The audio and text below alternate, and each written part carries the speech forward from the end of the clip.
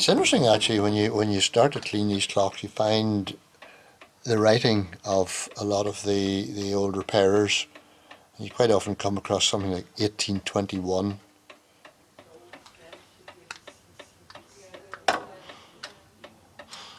I was saying earlier about the bad weather. Բելֆաստի բնակիչ Ալեն Բելը իր ազատ ժամանակը նվիրում է պատի հինավուրց ժամացույցների նորոգմանը։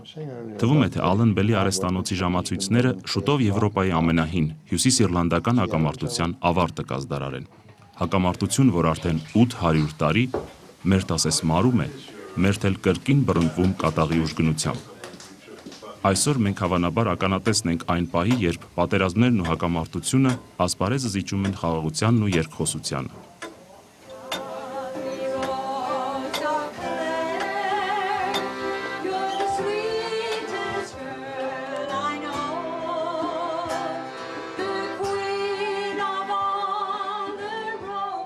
Իռլանդիան Եվրոպայի երրորդ ամենամեծ կղզին է։ Երկար դարերի ընթացքում այն բրիտանական կայսրության մասն է կազմել։ Ամենուր նկատելի են բրիտանական մշակույթի հզոր ազդեցությունը։ Լեզվից բացի, իռլանդացիներն ու բրիտանացիները շատ այլ ընդհանրություններ ունեն։ Նմանատիպ խոհանոց, նման եկեղեցիներ, անմնացորդ սեր ֆուտբոլի հանդեպ, ավանդական գարեջրատներ։ Իռլանդիայի հյուսիսում, որը կղզու 1921 թվականի բաժանումից հետո մնաց Միացյալ Թագավորության կազմում, այդ ազդեցությունը բնականաբար ավելի ակնառու է։ Բայց իռլանդացիները, անկախ նրանից հյուսիսային են, թե հարավային, կաթոլիկ են, թե բողոքական, նախ եւ առաջ իռլանդացի են։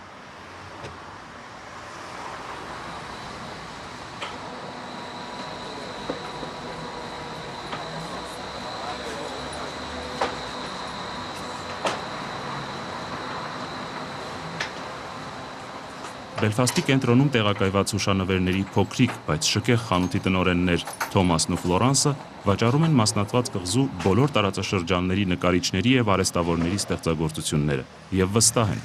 դրանով իսկ օգնում են պահպանել ավանդական իռլանդական, կելտական մշակույթը։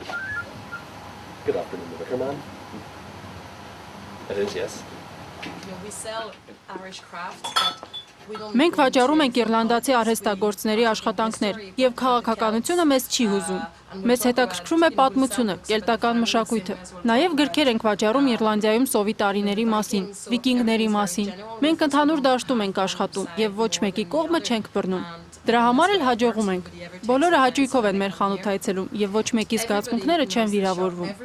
Եթե ինչ-որ մեկին հետաքրքրում է Իռլանդիայում տիրող իրավիճակը, ապա մեր խանութը լավագույն օրինակն է։ Այստեղ մարդիկ չեն մտածում հյուսիսի ու հարավի մասին, միայն մտածում են միասնական կղզու մասին, որը զարմացնում ու հիացնում է ամենքին։ Թոմասն ու Ֆլորանսը փորձում էին նաև մեզ բացատրել օտարերկրացիների համար ոչ այնքան հասկանալի տարբերությունը Օլստեր եւ Հյուսիսային Իռլանդիա արտահայտությունների միջև։ Անգլիացիները հաճախ այստեղ փորձում են գնումներ կատարել եվրոյով։ Մենք ասում ենք ոչ, մենք Բրիտանիայի մաս ենք եւ այստեղ շրջանառության մեջ է ֆունտ ստերլինգը։ Իմ ծնողներն էլ հաճախ չեն կողմնորոշվում, թե որտեղ եմ ապրում։ Դե Բելֆաստը Իռլանդիայում է գտնվում եւ քանի որ դա այդպես է, նրանք չեն հասկանում, թե իրենից ինչ է ներկայացնում Հյուսիսային Իռլանդիան։ Շատերն այս տարածքն անվանում են Օլստեր, շատերը Հյուսիսային Իռլանդիա, չհասկանալով, որ դրանք հոմանիշներ չեն, որովհետեւ Օլստերը տարածաշրջան է, իսկ Հյուսիսային Իռլանդիան դրա մի մասը։ Օլստերը 9 կոմսություն է ներառում, 3-ը հարավում, գումարած Հյուսիսային Իռլանդիան։ Գիտեք, այստեղ այնպիսի նրբություններ կան, որ մարդիկ հաճախ խառնվում են։ Իռլանդիայի 3 ամենահյուսիսային կոմսությունները հարավում են։ Մի խոսքով այս մասին խորհելիս պետք չէ լարվել։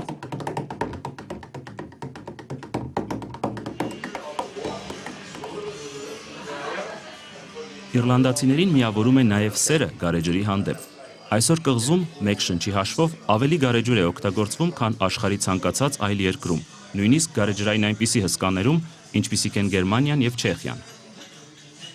Բայց փաբն ավելին է, քան սովորական գարեջրատունը։ Դա նաև հանգստի, քաղաքական, ֆուտբոլային նորությունների եւ ասեկոսեների քննարկման ավանդական վայր է։ Վերջապես փաբում կարելի է հաղորդակից լինել կելտական անկրկնելի ֆոլկլորին։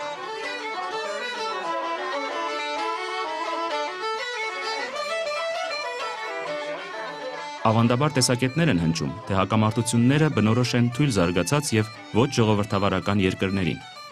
Բրիտանիան աշխարհի ամենակայացած ժողովրդավարական համակարգ ունեցող երկրներից է եւ տնտեսությամբ էլ աշխարհում առաջնակարգ տեղ է գրավում։ Չնայած դրան, հյուսիսիռլանդական հակամարտությունը պատմության մեջ է մնացել որպես ամենաարյունալիներից մեկը։ Դեռ 2 տասնյակ տարի առաջ Բելֆաստը Եվրոպայի ամենավտանգավոր վայրն էր համարվում։ Եվ ոչ ամեն արտասահմանցի կհամարձակվեր այնտեղ մեկնել, նույնիսկ խոշոր վարձատրության դիմաց։ Դոկտոր Քամալ Սալեմը նրանց շարքում է, ովքեր համարձակություն ունեցան եւ գնացին։ Աղքատ ընտանիքից սերած պատանի գաղթականը պատրաստ էր ցանկացած վայր մեկնել, միայն թե վաստակի հնարավորություն ունենար։ Նա այդ ժամանակ չէր հասկանում, թե աշխատակազմի բաժնում ինչու են համառորեն հարցնում, թե արդյոք հասկանում է ինչ է իրենից ներկայացնում Բելֆաստը եւ իրոք պատրաստ է այնտեղ մեկնել։ Մի խոսքով արդյունքներն աչքերիս օդանավ բարձրացավ։ Օդանավը բարձրացավ եւ շուտով վայրեջք կատարեց Բելֆաստում։ Քամոտ էր ու անձրև էր գալիս։ Ինքնաթիռից իջնելիս անմիջապես զինվորական մի ջիպ տեսանք եւ զինվորականներ ավտոմատներով, որոնք մեզ կարգադրեցին։ Բոլորը ձեռքներ դրեք օդանավի վրա։ Ես մտածեցի, որ հիմա բոլորիս գնդակահարելու են, ինչպես կովբոյական ֆիլմերում։ Լացեցի ու գետին տապալվեցի։ Չհասկանալով, թե ինչ է կատարվում, շարունակում էի լալ ու խնդրել։ Խնդրում եմ, ինձ մի սպանեք, ես սխալմամբ եմ այստեղ եկել։ Ինձ ասում էին մի գնա ու ես էլ երբեք այստեղ չեմ գա։ Հաշվեք, որ ես արդեն այստեղ չեմ։ Եվ այլն։ Սպաներից մեկը, որն ի դեպ կին էր, ինձ հանեց այդ դրությունից։ Նա ինձ Բելֆաստ Եվրոպա հյուրանոց բերեց եւ ասաց. «Լսիր, այստեղ որևէ սարսափելի բան չկա։ Ոչ ոք չի պատրաստվում քեզ սպանել»։ Իսկ ես կարծում էի, թե մնացածին արդեն գնդակահարել են, իսկ ինձ էլ բանտ են բերել, որովհետև հյուրանոցը բարձր ճաղավանդակով էր շրջապատված եւ ընդհանրապես հյուրանոցի նման չէր։ Արտակնապես ասես բանտ լիներ։ Հետո կրկին առավոտյան 3-ին թե 4-ին տագնապ հնչեց ու ես նորից մտածեցի. սա հյուրանոց է թե ինչ է։ Բացեցի դուռը ու փախչող մարդկանց տեսա։ Գիշերազգեստներով կանանց ու գիշերանոցներով տղամարդկանց, որ ինձ ձայնում էին. «Արագ, արագ, փախչենք, հյուրանոցում ռումբ է դրված»։ Ես վերցրեցի ճամպրուկս եւ ճամփորդական պայուսակս։ Կրկին ձայնեցին. «Ուղեբեռը թող»։ Ոչ, ասացի ես։ Սա իմ ամբողջ կարողությունն է ու ես չեմ պատրաստվում այն որևէ տեղ թողնել։ Անգլո-իռլանդական հակամարտության արմատները խորանում են մինչև 12-րդ դար, երբ Ադրիան IV-ը, Պապի գահը զբաղեցրած միակ անգլիացին, արձակեց իր Lauda Abiliter կոնդակը,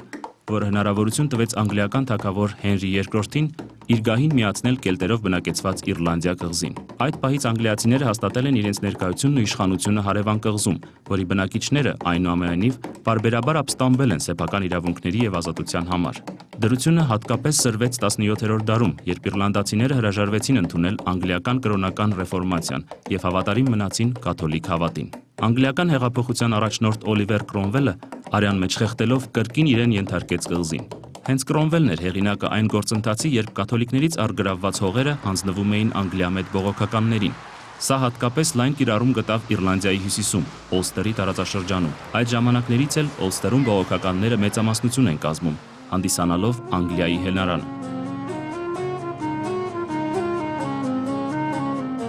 19-րդ դարի երկրորդ կեսից Իռլանդիան բազմիցս բարձրացրել է Home Rule-ի բրիտանական կայսրության ներքո ինքնակառավարման հարցը։ Home Rule-ը հանդիպեց կղզու 4 տարածաշրջաններից մեկի Օլստերի դաժան դիմադրությանը։ Արդյունքում 1921 թվականին Բրիտանիայի վարչապետ Լլոյդ Ջորջը կղզու բաժանման ծրագիր առաջարկեց, ըստ որի Իռլանդիայի հյուսիսային 6 կոմսությունները, որ հիմնականում բողոքականներով էին բնակեցված, մնում էին Միացյալ Թագավորության կազմում, իսկ մնացած 26 կոմսությունները կազմում էին Իռլանդական անկախ պետությունը։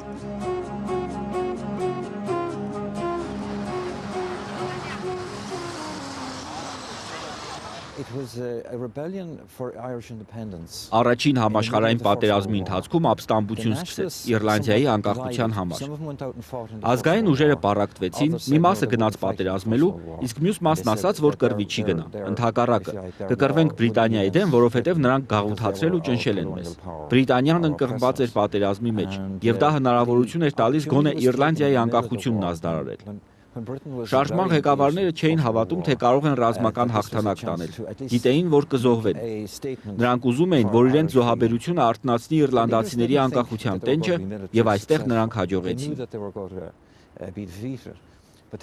Մարդկանց մոտեցումն ապստամբությանը միանշանակ չէր։ Եվ երբ գերեվարված ապստամբներին փողոցով բանտ էին տանում, ամբողջը թքում էր նրանց վրա։ Բայց երբ բրիտանացիները մահապատժի ենթարկեցին ապստամբներին, հասարակական կարծիքը թեքվեց դեպի անկախության պայքարը։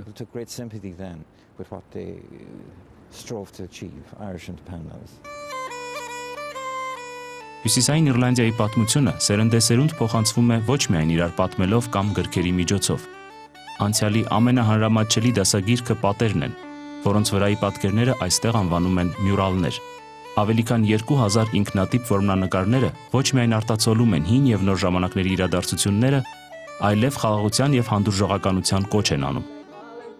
Անկարգությունները վերսկսվեցին 1968 թվականին, երբ ամբողջ Եվրոպայում սկիզբ առավ քաղաքացիական իրավունքների շարժման ալիքը։ Հյուսիսային Իռլանդիայում այդ ժամանակաշրջանն անվանում են անհանգիստ օրեր, Troubles։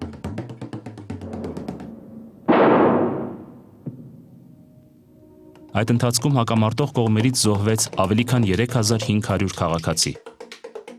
Ի պատասխան հյուսիսիռլանդական բռնությունների 1969 թվականին բրիտանական կառավարությունը որոշում ընդունեց այնտեղ զորք մտցնել։ Բռնությունները դրանից չնվազեցին։ Ընդհակառակը, Օլստերի կաթոլիկ բնակչությունը կտրուկ կորցրեց վստահությունը բրիտանական բանակի ու ոստիկանության հանդեպ։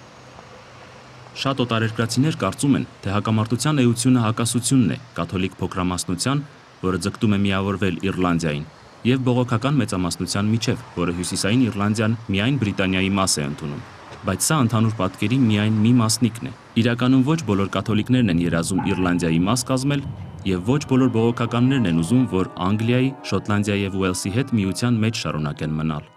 Հակամարտության բրիտանամետ կողմին ընդունված է կոչել յունիոնիստներ, իսկ անջատմանջատագովներին նացիոնալիստներ կամ հանրապետականներ։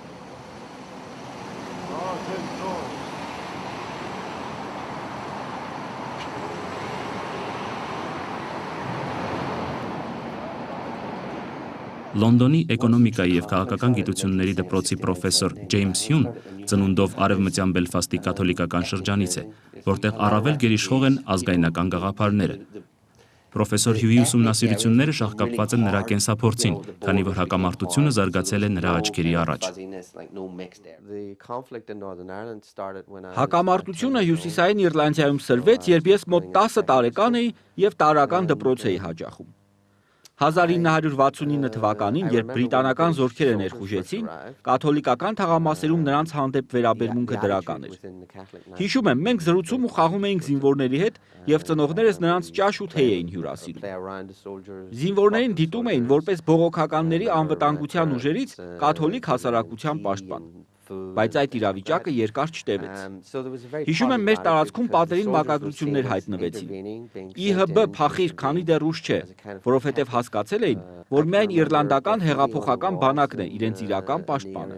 Երբ հետադարձ հայացք եմ նետում այդ օրերին, հասկանում եմ, որ բրիտանական զինվորների ներկայությունը իմաստ կունենար միայն այն պարագայում, եթե աջակցեր կողմերից մեկին։ Նրանք չէին կարող կաթոլիկների կողմը բռնել, քանի որ նրանք Բրիտանիայից անջատվելու եւ Իռլանդիային միանալու կողմնակից էին, իսկ Բրիտանիան պատրաստ չէր դրան։ Ի վերջո որոշեցին բողոքական յունիոնիստներին աջակցել, ովքեր ուզում էին Միացյալ Թագավորության կազմում մնալ։ Եվ երբ 1969-1970 թվականներին այդ քաղաքական որոշումն ընդունվեց, զինվորների վերաբերմունքը փոխվեց։ Բնականաբար, փոխվեց նաև կաթոլիկների վերաբերմունքը զինվորների հանդեպ։ 1970 թվականից ԻՀՊ-ն կազմավորվեց որպես ռազմական ուժ, որ պայքարում էր բրիտանացիների դեմ։ Դրան ի պատասխան բրիտանական անվտանգության ուժերը նշանակետի տակ առան կաթոլիկական համայնքը, որ ԻՀՊ էր ծնել։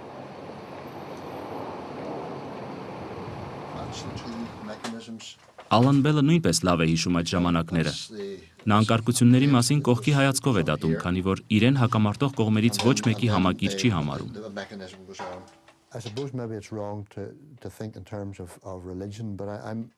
Ես ոչ կաթոլիկ եմ, ոչ բողոքական։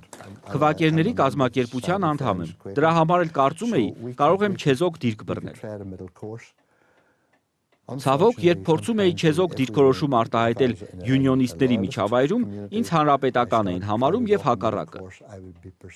Եվ դա ժամանակ առ ժամանակ խնդիրներ էր ստեղծում։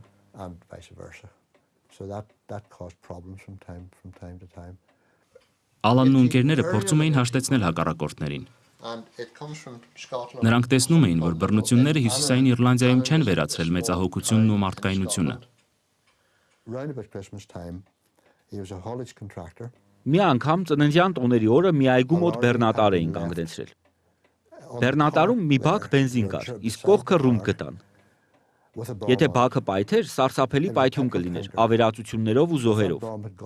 Եվ ինչ որ մեկը բեռնատար բարձրացավ ու քշեց տարավ այն այգի, անմարդաբնակ տարածք։ Հետո զինվորականները վնասազերծեցին ռումբը։ Շատ քաջ մարդիկ կան այս երկրում, իսկական հերոսներ։ Եվ ինձ համար ցավալի է մարդկային կյանքի, հնարավորությունների եւ զգացմունքների այս ահռելի կորուստները արդեն 40 տարի շարունակ։ By a lot of people in this country.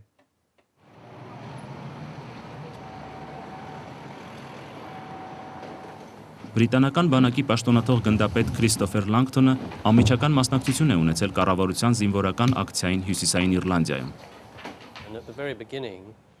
Սկզբում, եւ սա անչափ կարևոր է, բանակը տեղակայվել էր կաթոլիկներին բողոքական կառավարության կողմնակիցներից պաշտպանելու համար։ Ի դեպ Հյուսիսային Իռլանդիայում առաջին զոհված բրիտանացի զինվորն ընկել է բողոքականի գնդակից։ Բայց անկարգություններն ավելանում են, եւ ես կարծում եմ, որ բանակը Միացյալ Թագավորության ներսում նման իրավիճակներում գործելու համապատասխան փորձ չուներ։ Սա նոր փորձառություն էր, որին բրիտանական բանակն առաջին անգամ էր առնչվում անվտանգություն ապահովել հենց երկրի ներսում։ Առաջին անգամ էր նրանց նման դեր վերապահվել,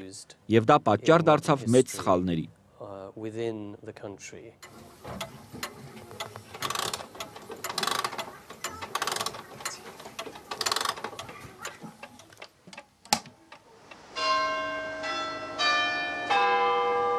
Ամենաարյունալի բախումը բրիտանական բանակի եւ տեղի կաթոլիկների միջև տեղի ունեցավ 1972 թվականի հունվարի 30-ին։ Մի քաղաքում, որը լոյալիստ բողոքականները անվանում էին Լոնդոն Դերրի, իսկ հանրապետական կաթոլիկները պարզապես Դերրի։ Այդ օրը պատմության մեջ մտավ որպես արյունոտ կիրակի, Bloody Sunday։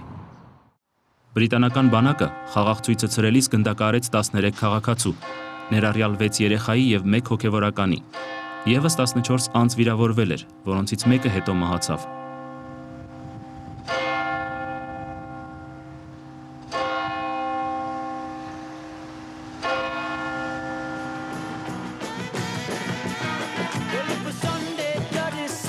Այս իրադարձությունը մեծ արձագանք գտավ աշխարհում, նաև Ջոն Լենոնի «Կիրակի արյունոտ կիրակի» եւ Պոլ Մակքարթնիի «Վերադարձրեք Իռլանդիան իռլանդացիներին» երգերի շնորհիվ։ Երկու երգերն էլ անմիջապես համաշխարհային հիթ դարձան, չնայած BBC-ով հեռարձակման արգելքին։ Հետագայում այս իրադարձություններին անդրադարձավ նաև իռլանդական հայտնի U2 ռոք խումբը։ Լոնդոն Դերրին, կամ ինչպես կաթոլիկներն են անվանում Դերրին, Եվրոպայի ամենագեղեցիկ քաղաքներից է։ Սակայն քաղաքի ամենատեսարժան վայրերը կրկին մյուրալներն են, իռլանդական պատապատկերները եւ հուշարձանը նվիրված արյունոտ կիրակիին։ Դերրիի բնակչությունը 90%-ով կաթոլիկներից է կազմված եւ մեծահասակները հստակ հիշում են այդ դաժան դեպքերը։ Մեր սերունդը դեռ շարունակում է նայել հետ դեպի անցյալը։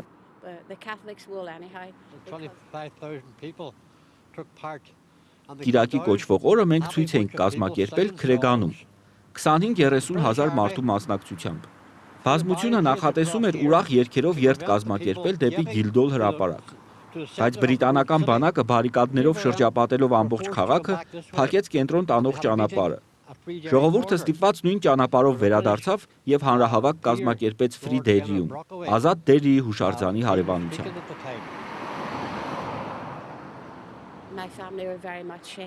Իմ ընտանիքը շատ է տուժել հարձակումներից, արդյունքաբեր գազից։ Դրա համար էլ ստիպված լքեցինք այս տարածքը եւ տեղափոխվեցինք ավելի անվտանգ թաղամաս։ Երբ Լորդ Ֆեններ Բրոքվեյը ելույթ էր ունենում եւ ամբողջը հանգիստ ունկնդրում էր, բրիտանական բանակը կրակ բացեց։ Մարդիկ սկզբում կարծում էին, թե ռետինե փամփուշտներով են կրակում, բայց դրանք մարտական փամփուշտներ էին։ Արդյունքում 13 զոհ։ Զոհերից 5-ը մահացավ թիկունքից արձակված գնդակներից։ 30 մարդ վիրավորվեց։ Մղձավանջը տևեց 15 րոպե, որից հետո բրիտանացի դեսանտայինները հետ քաշվեցին ու հանվեցին քաղաքից։ եւ առաջին անգամ տեղական ոստիկանությունը պատերազմեց բրիտանական բանակի հետ։ Գնդակոծություններից անմիջապես հետո, նույնիսկ երբ դիակները դեռ չէին հասցրել տեղափոխել եւ վերքերը դեռ արյունակամում էին, հեռուստաէկրանները ողողվեցին բրիտանացի քաղաքական գործիչների հայտարարություններով, թե զոհերը Իռլանդական հանրապետական բանակի զինվորներ էին, եւ որ նրանք թիկունքում թաքցված զենք ունեին եւ նռնակներ գրպաններում։ Մինչ այժմ էլ, եթե որևէ ռեգիոնալ հետաքննություն է եղել, ապա պարզապես ձեռքերը լվանալու նպատակով, իսկ մարդիկ հույս ունեին, թե բրիտանական կառավարությունը կդատապարտի դերիում սպանություններն իրագործողներին։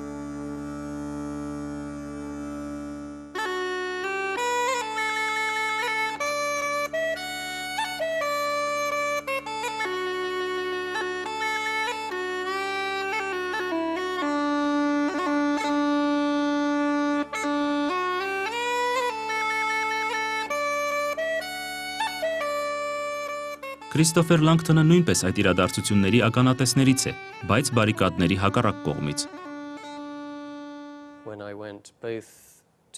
Հյուսիսային Իռլանդիայում իմ ծառայությունը սկսել եմ 1972 թվականին,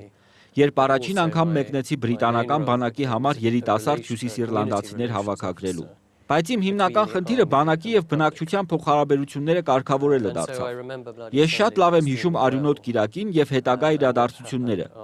Լարվածությունը բանակում, բանակի եւ բնակչության միջև։ Կաթոլիկների ու բողոքականների հարաբերություններն էլ սրվեցին, ու ահաբեկիչներն օգտվեցին դրանից։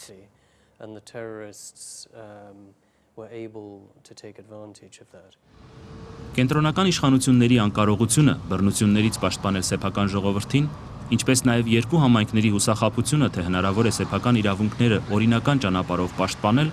խթան հանդիսացան ապօրինի զինված խմբավորումների ստեղծման համար։ Իռլանդացի հանրապետականները ստեղծեցին Իռլանդիայի հեղափոխական բանակը IRA-ը,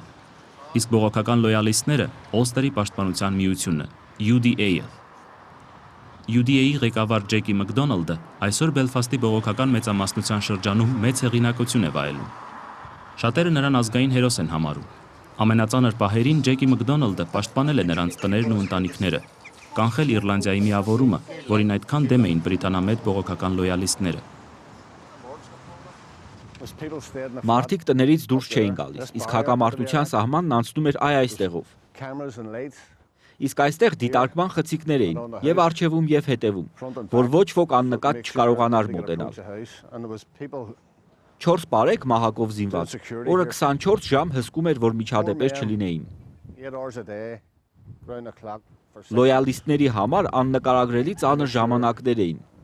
Այսօր պարզապես դժվար է պատկերացնել։ Ահա թե ինչու ես այստեղ էի ապրում, այս հատվածի կենտրոնում, եւ ահա թե ինչու անվտանգության ուժերի կարիք կար, որովհետեւ վտանգը իրական էր։ Առավոտյան բոլոր անցորդները, տրանսպորտն ու մեքենաները պարտադիր զննում էին անցնում։ Բոլորն անհանգստացած էին անվտանգությամբ եւ պատրաստ ամեն ինչի։ Եթե հանկարծ անծանոթներ կամ անհայտ մեքենա էր հայտնվում, տեղեկությունն անմիջապես հասնում էր ուր հարկն է, եւ մարդիկ անհրաժեշտ միջոցներ էին ձեռք առնում ու հսկում։ Դա իրոք ինքնատիպ իրադրություն էր։ Բարեբախտաբար այս բարի մարդիկ հիմա նման անհրաժեշտություն չունեն, ու կյանքն աստիճանաբար վերադառնում է հանդարտ հունին։ Իսկ այն ժամանակ շատ դժվար էր, երբ չգիտեիր, թե ով է քո ընկերը ու ով թշնամին։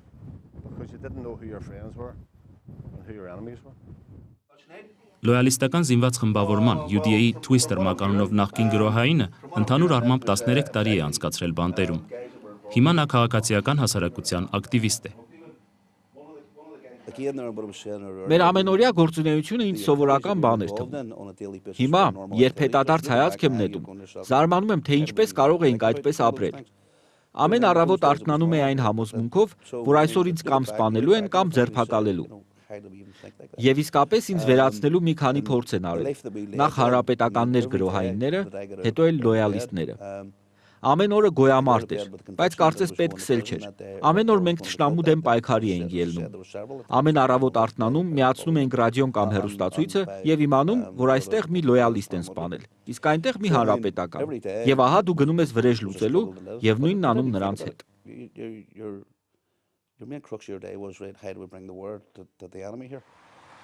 70-ականների ողջ ընթացքում անզիջում պայքար էր ընթանում ոչ միայն հակամարտող կողմերի, այլև յուրաքանչյուր կողմի տարբեր խմբակցությունների միջև։ Օրինակ, երբ IRA-ի ղեկավարությունը 1972-ին ազդարարեց զինված պայքարի դադարեցման մասին,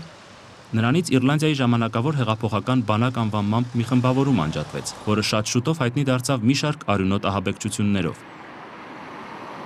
Հանրապետականները պնդում էին, որ լոյալիստների եւ բրիտանացիների հետ երկխոսությանը մասնակցի նաեւ IRA-ի քաղաքական թևը՝ Sinn Féin-ը, որ գայելերեն նշանակում է «մենք ինքներս»։ Մյուս պահանջը Իռլանդիայի ժամանակավոր հեղափոխական բանակի կալանված կամավորներին ռազմագերու կարգավիճակ շնորհելն էր։ Այս պահանջն էին բարձրացրել 1981 թվականին Բելֆաստի H-Block անունով հայտնի բանտի հացադուլավորները։ Հացադուլը հանրապետական զինված խմբավորումների 10 անդամի մահվան պատճառ դարձավ։ Ակցիայի կազմակերպիչ Բոբի Սենդզը մահացավ հացադուլի 66-րդ օրը, ընդ որում մահից մի քանի օր առաջ նա բրիտանական խորհրդարանի падգամավոր էր ընտրվել։ Սենդզի հուղարկավորությանը ավելի քան 100,000 մարդ մասնակցեց ամբողջ Իռլանդիայից։ Բոբի Սենդզից բացի IRA-ի եւ Իռլանդական ազատագրման ազգային բանակի INLA-ի եւս 9 անդամ հացադուլի զոհ դարձավ։ Այս ակցիան ամբողջ աշխարհի ուշադրությունը բևեռեց հակամարտությանը։ Ավելի ու ավելի շատ մարդիկ թե Բրիտանիայում եւ թե Իռլանդիայում սկսեցին խոսել բռնություններին վերջ տալու եւ խաղաղություն վերահաստատելու անհրաժեշտության մասին։ Առաջին անգամ խաղաղության հասնելու լուրջ հնարավորություն ստեղծվեց 1994 թվականին, երբ Իռլանդիայի ժամանակավոր հանրապետական բանակը հրադադար հայտարարեց։ Խաղաղ կարգավորումը վճռական փուլ մտավ 1998-ի գարնանը։ 22 ամիս տևած ծանր բանակցություններից հետո Զատկի նախօրեին ապրիլի 10-ին ստորագրվեց Բելֆաստի խաղաղության համաձայնագիրը, որ անվանում են նաև ավագ ուրբաթի համաձայնագիր։ Համաձայնագիրը ստորագրեցին Բրիտանիայի եւ Իռլանդիայի կառավարությունները եւ Հյուսիսային Իռլանդիայում գործող գրեթե բոլոր քաղաքական ուժերը, այդ թվում նախկինում արգելված Sinn Féin-ը։ Ըստ համաձայնագրի դրույթների Բրիտանիան վերացնում էր Իռլանդիայի կառավարման ակտը, իսկ Իռլանդիայի կառավարությունը սահմանադրությունից հանում էր կղզու հյուսիսի հանդեպ տարածքային պահանջները։ Մեծ Բրիտանիայի եւ Իռլանդիայի կառավարությունները պարտավորվում են հարգել Հյուսիսային Իռլանդիայի բնակչության ցանկացած ժողովրդավարական որոշում։ Այսինքն, եթե մեծամասնությունը քվեարկի Իռլանդիայի հետ միավորվելու օգտին, ապա Բրիտանիան պարտավորվում է ազատ արձակել Օլստերը։ Համաձայնագիրը պարտավորեցնում էր կողմերին զինաթափել բոլոր զինված խմբավորումներին եւ վաղաժամկետ ազատ արձակել ահաբեկչության համար դատապարտվածներին։ Նաեւ միջպետական մարմիններ ստեղծվեցին, որ պետք է վերահսկեին պարտավորությունների իրականացումը, նաեւ կարգավորեին տրանսպորտային, էներգետիկ համագործակցության եւ Եվրամիության հետ համագործակցության խնդիրները։ Վերջապես, Հյուսիսային Իռլանդիայի յուրաքանչյուր բնակիչ իրավունք է ստանում իր ընտրությամբ Իռլանդիայի կամ Մեծ Բրիտանիայի կամ էլ կրկնակի քաղաքացիություն ձեռք բերել։ 1998 թվականի մայիսի 22-ին Իռլանդիայի երկու կազմավորումներում համաժողովրդական հանրաքվե անցկացվեց։ Հյուսիսային Իռլանդիայի բնակչության 71 եւ Իռլանդիայի բնակչության 94%-ը հավանություն տվեցին Բելֆաստյան համաձայնագրին։ Բազմաթիվ նախկին գրոհայիններ եւ կալանավորներ այսօր ընդգրկվում են խաղաղասիրական տարբեր գործընթացներում։ Նրանք բանակցություններ են վարում, փորձում են իրենց ներդրումն ունենալ խաղաղ ապագա կերտելու գործում։ Նման նախաձեռնություններից մեկը նախկին գրոհայինների երկխոսությունն է։ Դեռ երեք նրանք հակառակորդներ էին, իսկ այսօր համատեղ աշխատում են վաղվա օրվա համար։ Նրանցից շատերը պատիժ են կրել այս բանտում։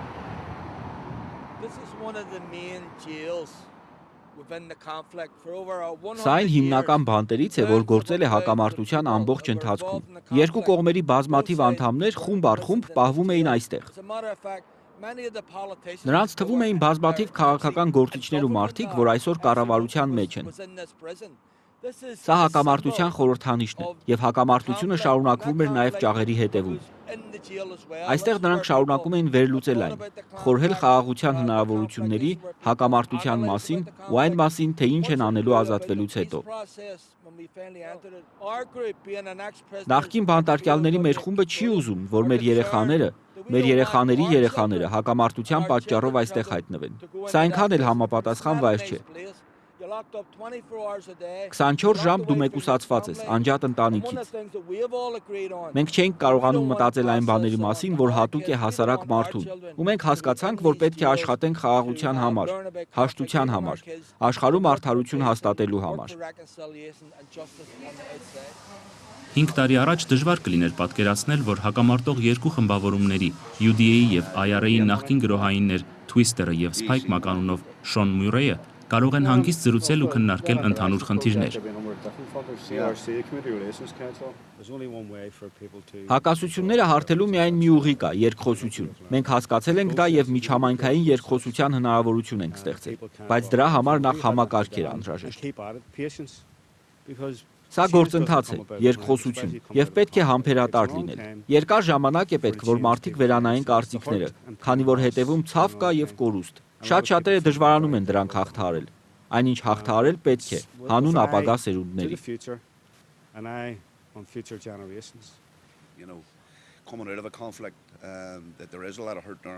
Տարիներ շարունակ երկու համայնքներն իրար դեմ են ելել ու երկար ժամանակ ամբողջ քաղաքը երկու ճամբարի է բաժանվել, բայց անշուշտ պետք է փոխհարաբերությունները պահել ու համատեղ աշխատել, թեև դա հեշտ չէ, պետք է ընկալել ու հաղթահարել դժվարություններն ու առաջ շարժվել։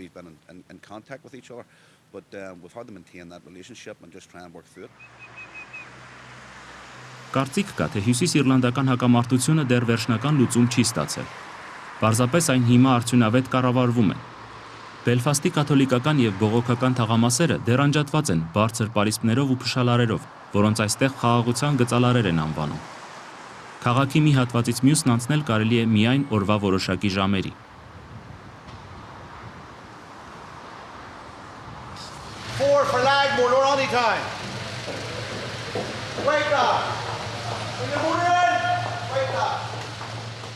Ուշ երեկոյան աշխատանքից վերադառնալիս համայնքներից յուրաքանչյուրի անդամները սովորության համաձայն տրանսպորտի սեփական միջոցն են ընտրում։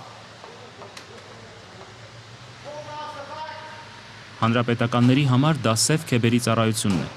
Այն ստեղծվեց անկարգությունների ժամանակ, երբ հասարակական տրանսպորտի վրա մի քանի հարձակումներ իրականացվեցին։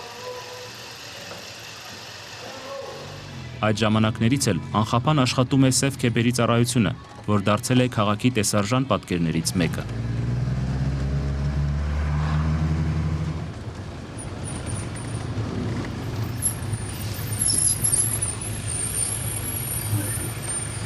Thank you. Thank you. You're welcome. Thank you. Կարգավորման խոչընդոտներից մեկն էլ կրթության համակարգում դեռ պահպանվող խտրականությունն է։ Շատ երիտասարդներ շարունակում են մասնագիտական կրթություն ստանալ մեկուսի հաստատություններում։ Այսօր պետական դպրոցների սաների մեծամասնությունը բողոքական ընտանիքների երեխաներն են։ Կաթոլիկների երեխաները հիմնականում մասնավոր դպրոց են հաճախում, սովորաբար եկեղեցիներին կից։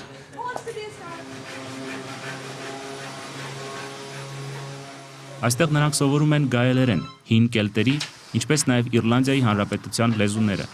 որ չեն դասավանդվում պետական դպրոցներում։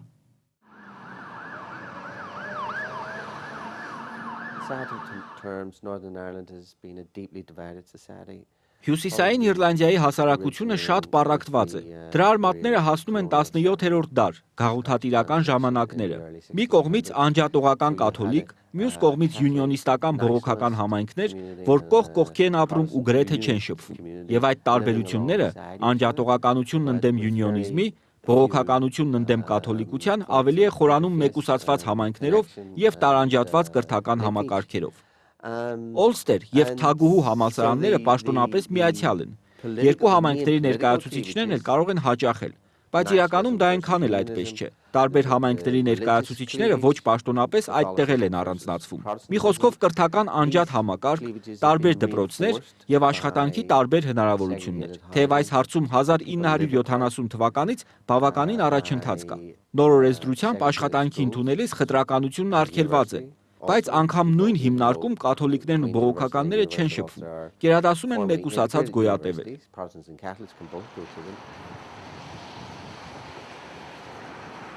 Այս խտրականությունը հաղթահարելու ուղին միջհամայնքային միացյալ դպրոցներն են։ Դրանց զարգացմանն են ուղղվում մեծաքանակ դրամաշնորհներ, ինչպես Բրիտանիայի եւ Իռլանդիայի կառավարությունների, այնպես էլ Եվրամիության միջոցներից։ Նման միացյալ դպրոցներից մեկում ժամանակակից պատմության դաս էր։ Տարբեր համայնքների երեխաները համատեղ ուսումնասիրում էին հյուսիսիռլանդական խաղաղ կարգավորման գործընթացը, վերլուծում ձեռքբերումներն ու սխալները։ In 1998, after the agreement was signed, but However, in 1999, the UUP decided to take Sinn Féin on trust that the IRA would decommission, and so they joined the executive.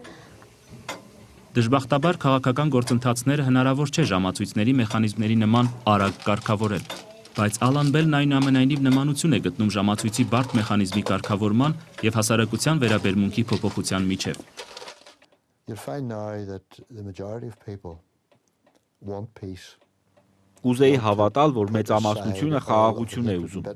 Ուզում է մի կողմ թողնել վիշտն ու վիրավորանքը։ Մտահոգված է երեխաների կրթությամբ, որ նրանք իրենց ծնողներից, պապիկներից ու տատիկներից ատելություն չժառանգեն։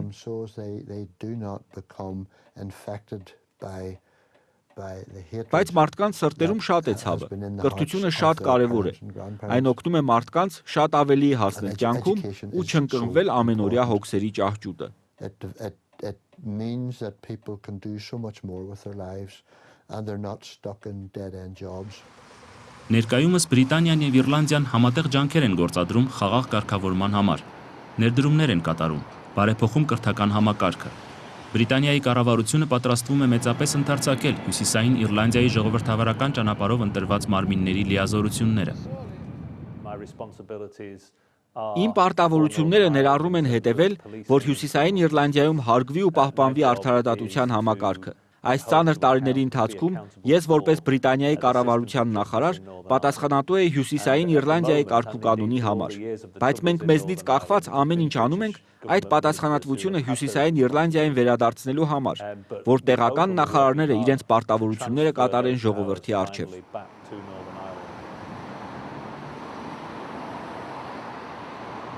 Իռլանդիայի տնտեսությունը մեծ թռիչք է կատարել։ Նույնիսկ Իռլանդիայի տնտեսական առաջընթացը նկարագրելու համար հատուկ տերմին էր մշակվել եւ Իռլանդիան անվանում էին կելտական վագր, համեմատելով հարավ-արևելյան Ասիայի թռիչքային զարգացում ապրող երկրների հետ։ Տնտեսության աճը պայմանավորված է նաեւ Հյուսիսային Իռլանդիային հատկացվող օգնություններով, ինչպես Բրիտանիայի եւ Իռլանդիայի կառավարությունների, այնպես էլ Եվրամիության եւ Միացյալ Նահանգների կողմից։ Դա գործարարներին որոշակի լավատեսություն է հաղորդում։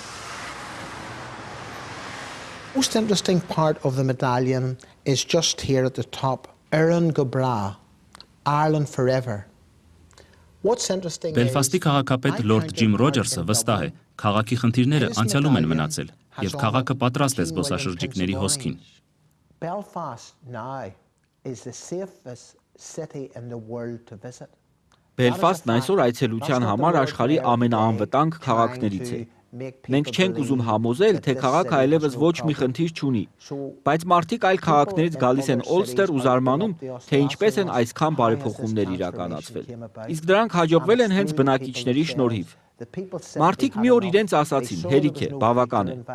Բնակչությունը ապագա չունի, բռնությունները որևէ արդյունքի չեն հասցնում։ Եվ ասես կախարդական հեքիաթում, չնայած տարիների հակամարտություններին ու բանակցություններին, մարդիկ հասկացան, որ կյանքը մեկ անգամ է տրվում ու պետք է առաջ նայել։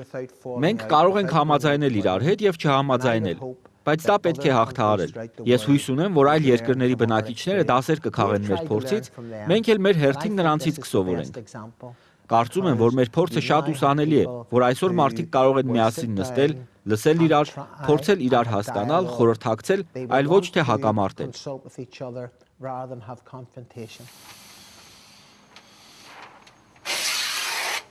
Վերջին տարիներին զբոսաշրջության աճի լավագույն վկայությունը հուշանվերների վաճառքի աճն է։ Խանութպանները հավաստում են, որ իրավիճակը ամսեամիս բարելավվում է։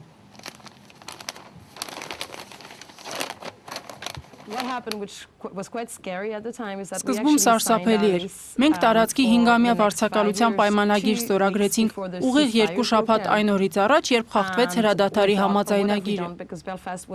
Կասկածում էինք, արդյոք ճիշտ արեցինք։ Գիտեք, որ Բելֆաստն այն օրերին ահաբեկիչների թիրախ էր։ Մենք վախենում էինք, որ ստիպված ենք լինելու կրկին ամեն ինչ զրոյից սկսել։ Բարեբախտաբար ամեն ինչ խաղաղվեց ու Բելֆաստն այսօր հաջողության հնարավորություն է տալիս բոլոր նրանց, ովքեր պատրաստ են աշխատել, նպատակ ունեն եւ ուզում են ձեռնարկատեր դառնալ։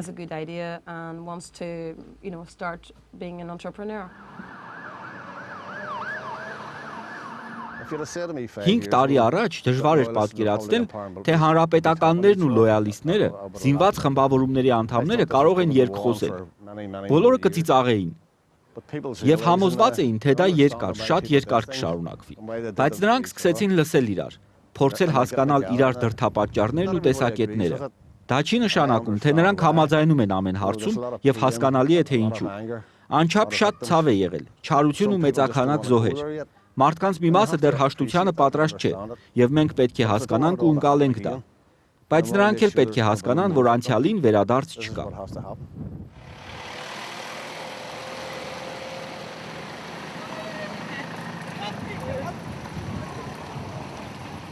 Ցավոք Հյուսիսային Իռլանդիայում ոչ բոլորն են կոնստրուկտիվ մտածում։ Ժամանակ առ ժամանակ երկու կողմից այլախոհների փոքրականակ խմբավորումներ փորձում են կազմաքանդել այդքան դժվարությամբ ձեռք բերված համաձայնագիրը եւ խաղաղության գործընթացը ամբողջությամբ։ Ամենալուրջ մարտահրավերը Օմա փոքրիկ քաղաքում ռումբի պայթյունն էր, երբ 29 խաղաղ բնակիչ զոհվեց եւ 200-ը վիրավորվեց։ Այդ պայթյունը 1998 թվականի օգոստոսի 15-ին Բելֆաստյան համաձայնագիրը կնքելուց 4 ամիս անց իրականացրեց IRA-ի ծայրահեղական թևավորումը։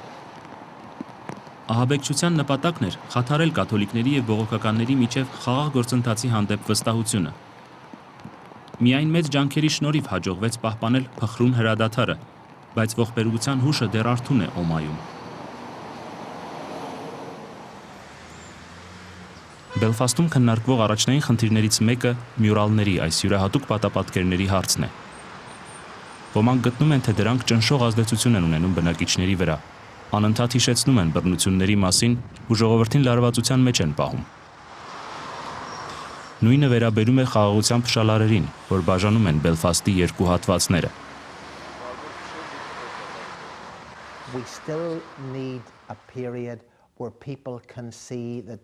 Հիմա դեռ շուտ է վերացնել խաղաղության փշալարերը։ Մարդկանց ժամանակ է պետք համոզվելու, որ խաղաղությունն անկասելի է։ Խաղաղության փշալարերը նրանց անվտանգության զգացում են բերում։ Ամեն բնակչի առողջությունն ու անվտանգությունը մտահոգում է ինձ։ Եվ ես չեմ ուզում որևէ մեկին սպանված, վիրավոր կամ հաշմված տեսնել։ Ուրեմն պարիսպներն ու փշալարերը ցավոք դեռ պետք է մնան։ Բելֆաստյան համաձայնագրի կարևոր պայմաններից է լոնդոնյան կառավարության իրավասությունների զգալի հատվածի փոխանցումը տեղական իշխանություններին։ Արդյունքում այսօր Բելֆաստի կաթոլիկ բնակչությունը ավելի ու ավելի հազվադեպ է իրեն ճնշված զգում։ Գայելերեն հեռարձակվող տեղական ռադիոկայանը նույնպես օգնում է այդ հարցում։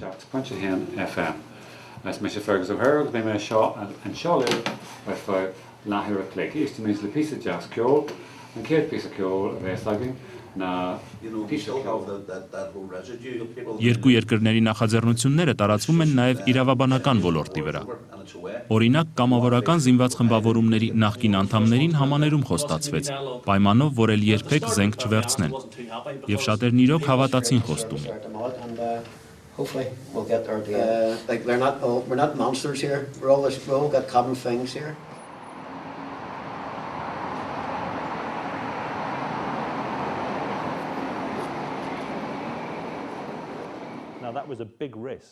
Ավագ ուրբաթի համաձայնագրի հաջողության հիմքերից էր այն, որ կրճատվեցին բանտարկյալներից շատերի պատժաչափերը, որպեսզի նրանք հնարավորություն ստանան հասարակություն վերադառնալ, հարգել օրենքներն ու մասնակցել խաղաղ կարգավորման գործընթացին։ Դա բոլորի համար շատ մեծ ռիսկ էր, բայց մենք պատրաստ էինք ռիսկի դիմել։ Մենք չենք օգտագործում համաներում բառը, որովհետև այն ասես հուշում է, թե բոլորին ներել են, եւ հանցագործներն անպատիժ են մնացել։ Դա այդպես չէ։ Համաձայնագրի կարևոր նվաճումն էր, որ այն չէր փորձում անմիջապես վերջնական լուծում տալ վիճելի հարցերին։ Քաղաքականությունը զարգանում է։ Հիմար է այն գործիչը, որն ասում է, թե ոչինչ չի փոխվում։ Շատ կարևոր է այն, որ քաղաքական գործիչները ուշադրության կենտրոնում են պահում Հյուսիսային Իռլանդիայի ներկա խնդիրները, ապահովում, որ բավարար ներդրումներ լինեն, աշխատատեղեր ստեղծվեն, որ առողջապահական լավ համակարգ լինի ու լավ դպրոցներ, եւ որ այն ապրելու համար անվտանգ դառնա։ Սրանք են առկա հարցերը։ Բրիտանիայի կենտրոնական կառավարությունը իր առջև խնդիր է դրել փոխանցել իշխանությունը եւ հիմնական որոշումներն ընդունելու իրավասությունը կայսրության ռեգիոններին, ներառյալ Հյուսիսային Իռլանդիային։ Դա կապահովի ռեգիոնների ինքնավարության բարձր մակարդակը։ Մենք ուզում ենք ցուցադրել, որ Հյուսիսային Իռլանդիան բիզնեսի առողջ միջավայր ունի,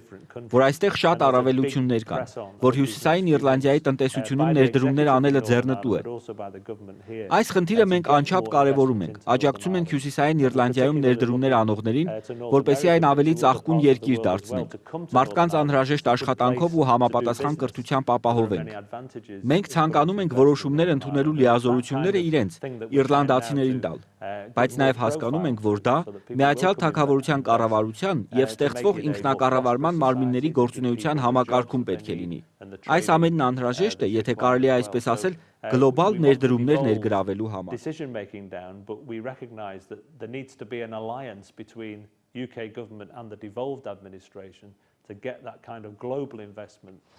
Այսօր Հյուսիսային Իռլանդիայի բնակիչներն ազատ կարող են տեղաշարժվել կղզով և ըստ իրենց ցանկության բրիտանական կամ իռլանդական քաղաքացիություն ընդունել, կամ էլ կրկնակի քաղաքացիություն։ Իռլանդիայի հետ վերամիավորվելու խնդիրը քաղաքական գործիչների օրակարգից հանված չէ, և մեծամասնությանը, հիմնականում իհարկե բողոքականներին, մտահոգում են այդ գաղափարի զարգացումները։ Լոյալիստները կարծում են, որ եթե կղզու միավորման գործընթացը հաջողվի, իրենք կկորցնեն իրենց ինքնատիպությունը։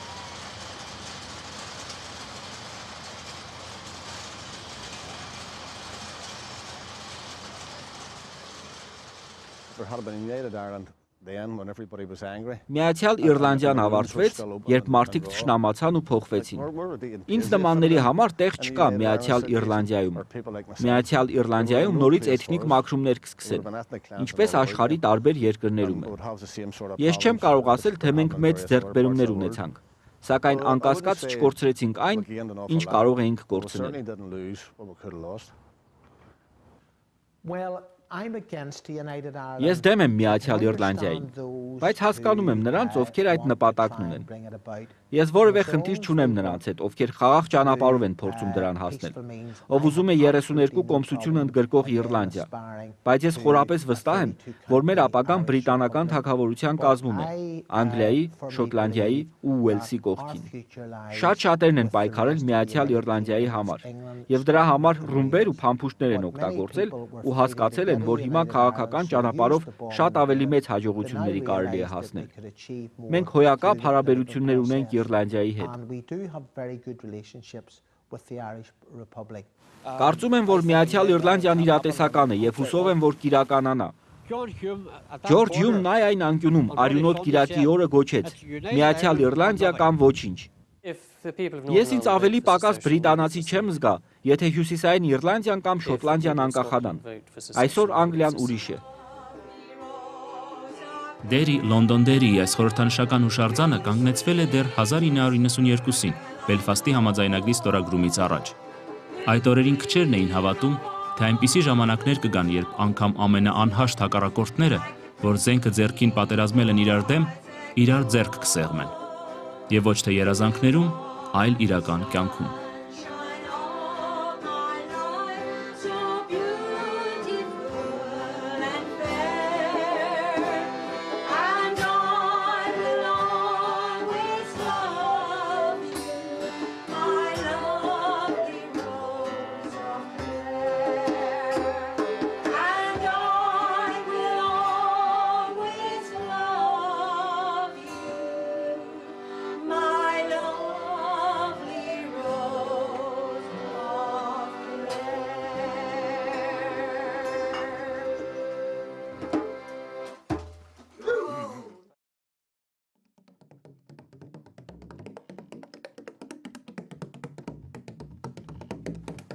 Ֆիլմի վրա աշխատանքն ավարտված էր, երբ 2009 թվականի մարտի 7-ին լրատվական գործակալությունները տեղեկություն տարածեցին Հյուսիսային Իռլանդիայում երկու բրիտանացի սակրավորների սպանության մասին։ Իսկ մի քանի օր հետո իր մեքենայում սպանվեց պարեկային հսկողություն իրականացնող ոստիկանը։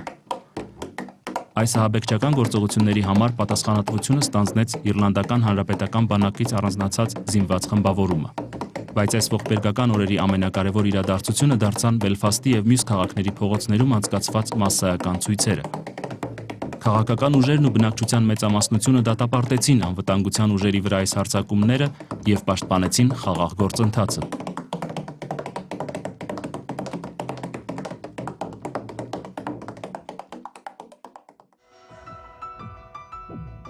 Thank you.